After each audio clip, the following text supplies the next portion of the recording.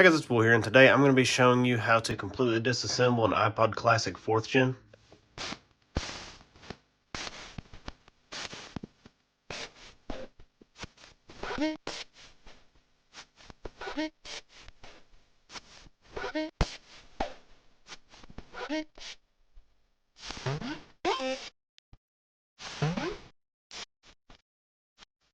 So this is the Monochrome version, and this thing shows no signs of life. It is the HP version, but somebody tried to stick some kind of tool in here and stabbed the back from the inside. As you can see, all these marks. But yeah, this thing shows absolutely no signs of life besides when I plug it up, I can hear the hard drive spinning, but like nothing else. So basically what you want to do, you want to take this tool and you just want to get it kind of in this like seam in between the metal back and the plastic front, and then press in and down kind of at the same time, and it will slide into the side, and then you just want to push in. And yours might be a little bit harder to open if it's never been opened before, but yeah, you just do, no, I can't get it back in. You just do like that, and then you push in, and then you slide it down, push in, and it should just come right off. And then you can just kind of wiggle it the rest of the way off. And then up here there is a cable. I can't get this in frame. You want to just simply push that out gently so it doesn't tear or anything, or you could just kind of slide it to the side and just kind of do it the bad way. But yeah, there you go, and it's free. And then if you want to, if you're having like problems with the headphones or anything, you can replace this. You just undo these 2 screws and it'll come out, and you can even replace like this switch if you want to. And then here's your hard drive. So if you have a bad hard drive, you can just unplug this, just like, if I can get it, just like that. And then there's your hard drive. And this is a hard drive cable, so if you need to replace this, you just take off that and then it comes right out. And then this is your battery, so if your iPod isn't lasting that long, if it's dying really fast, then you can change this. Let me go ahead and get, I forgot what size of screws this takes. I know it's like a T something, it's like a T5 or something weird. I think it might be a T6, I don't know. Just T5 seems to work. So you just want to undo these screws. Really, you can just undo this. I don't know where that screw came from. That's just some random screw from something else. It got stuck to the screwdriver, I guess. But you can just undo this screw, and you might have to undo that screw, but you can wiggle that out and then just put it over top if you want to. But that's not the like correct way to do it. I'm gonna put these in the back of the, in like the back shell. And then there's another one right here. And these are all the same, so you don't have to like line them up and make sure they're in the right place. They can all go anywhere pretty much. And there's one right here. One right there. And then finally there's one up here. You can go ahead and lift that up and lift that up. That's a click wheel, I think, and I think that's the display. And then this whole board will just come out, or it should come out. There we go. Let me just, the battery is a little stuck down. Don't use metal on the battery, but I'm going to because I don't care. But it's just not the safest thing to do, I don't think. And then just lift that up, and then the whole motherboard can come out pretty much. And then you can gently get that out. You might have to use a screwdriver or something to help it out, or the whole screen can just come out. That works too. So if you need to change a screen, there you go, there's your screen. And then if you need to change the whole motherboard, you can just take this out, and on the battery you just simply pull this out, and then you can get a new battery. Let's just pretend like this is a brand new battery, so I just installed a brand new battery totally. And then if you need to get the click wheel out, you just push.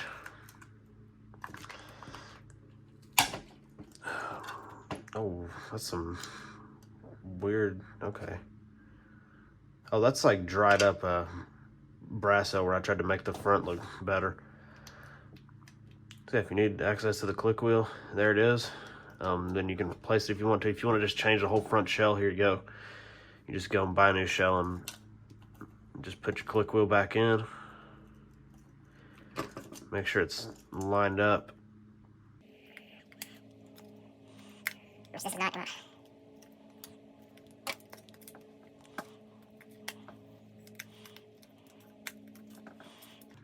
I've only taken this apart like once, so I'm not that great at it, but just want to make sure it's lined up, press it in, make sure this back kind of plate is lined up. There you go.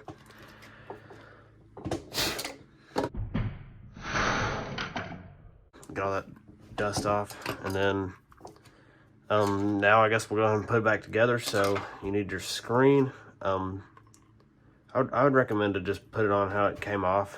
When I took it off, just kind of hold it like this and then go ahead and slide it into the connector just because it's a little easier, but you can do it how it's supposed to be done, I guess. I don't really care if there's any fingerprints on the screen, but I would recommend also just to wear gloves and you'll be fine. You're not going to get fingerprints on the screen if your fingerprints can't be on the screen pretty much because of gloves.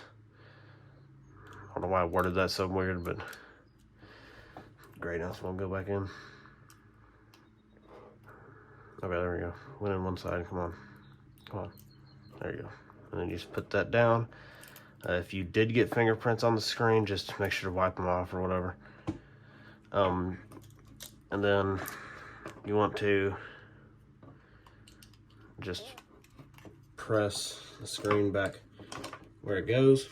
And then put the motherboard back. You want to, how it comes from the factory, this cable for the battery is under the motherboard, but a lot of people, when they replace the battery, they just put it over just because it's easier. And I forgot to put that in. You just want to put this click wheel cable in, otherwise your click wheel won't work. I think this iPod honestly might just have like a really bad battery, so I'm probably gonna, I might order a battery for it at some point and just see if that'll make it work. Considering the hard drive does spin up, it also might have a bad hard drive because I've heard if the battery, or if the hard drive constantly spins, it could mean the hard drive's bad. Yeah, I think everything's pushed down. No, it's not actually. Why is this so messed up? Okay, I think it's good now. Okay, that's the hard drive. Sorry for the airplane outside. If you can even hear it, you probably can. Oh, that's like a helicopter or something. It's flying like right above my house right now. But you just want to repeat where all these screws went. You just want to put them back. And I like to do them kind of out of order just because it doesn't because I've opened like Xbox controllers and stuff before, and if you put all the screws on one side, then the other side will like lift up and just like it'll make it harder to put all the screws back where they go.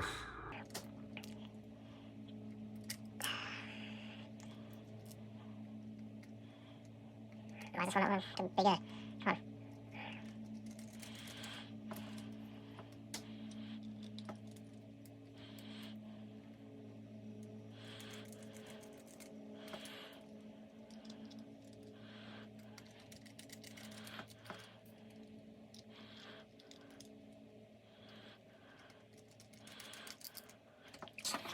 And then after that, you want to go ahead and install the hard drive cable. Pretty sure there's like an actual like proper name for this, but I forgot it. So yeah, you just want to install this hard drive, make sure it's the right way. It can only go one way, and this is the right way, so go ahead and plug that in and just kind of leave it sitting there. And then you want to get your back case, and you can just plug this back into the spot, which is kind of hard to do, but I usually use the iPod opening tool and just kind of try to push it in like that.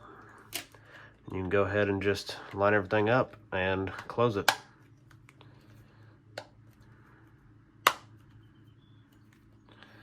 And everything's closed, and if you did everything right, you should have a working iPod. This one doesn't work, but yeah, that's it for this quick little tutorial, even though it wasn't that quick at all. Hope you all enjoyed. If you did, please smash that like button, and if you are new, subscribe, and I'll see you next time. Bye.